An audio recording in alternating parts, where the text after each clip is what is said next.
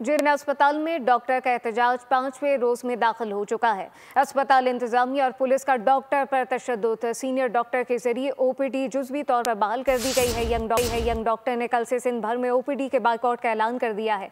तफसीलात मरियम हसन से जानते हैं। जी मरियम।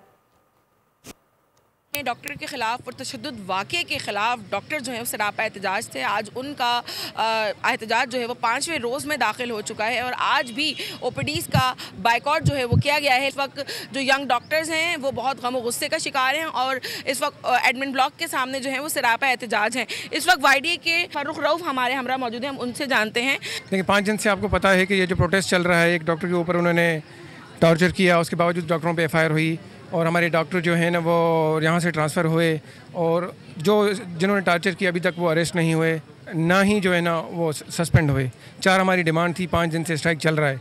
आज मामूल के मुताबिक हमारा स्ट्राइक था। स्ट्राइक करना दुनिया का कानूनी हक होता है। पाकिस्तान के लॉ मुताबिक हमारा हक है, हम स्ट्राइक कर सकते हैं।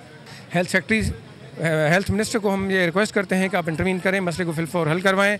कल से कश्मीर से लेकर कराची तक, आपका थरपाकर से लेकर दादू तक पूरे सिंध के ओपीडीज़ का हम बायकॉट कर रहे हैं। याद रहे कि डॉक्टर्स के सिर्फ 3 मुतालबात हैं कि जो डॉक्टर के खिलाफ FIR दर्ज की गई है उसको वापस लिया जाए, उसके साथ साथ जो मुलजमान हैं उनके खिलाफ कार्रवाई जो है फौरी तौर पे फिलफौर की जाए और उसके साथ साथ आखिरी मुतालबा ये है कि जो सिक्योरिटी डिप्टी डायरेक्टर सिक्योरिटी बहुत शुक्रिया।